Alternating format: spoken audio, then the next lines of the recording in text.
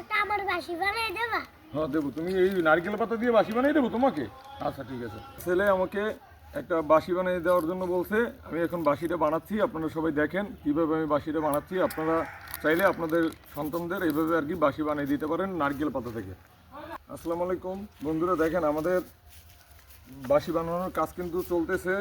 আজকে একটা বিশাল বড় বাঁশি বানাবো, আপনারা দেখতে থাকেন। ঠিক আছে, সব নারকেল পাতা থেকে আমরা বাঁশি বানাচ্ছি। দেখেন আমাদের বাঁশির বানানোর কাজ শেষ হয়ে গেছে। এখন আমরা এটা শলাটা দিয়ে এটা আটকিয়ে দিব।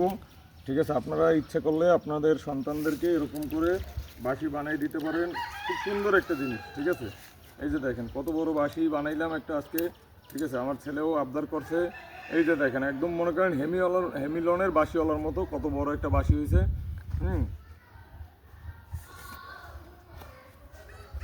বাঁশিটা কত সুন্দর হয়েছে দেখেন, একদম রিয়েল কাঁচা পাতা থেকে আমরা নারকেল গাছের পাতা থেকে বাঁশিটা বানাইলাম। এই দেখেন কত সুন্দর বাজে বাঁশিটা। আব্বু এই নাও তোমার বাঁশি, একটু বাজাও তো তুমি।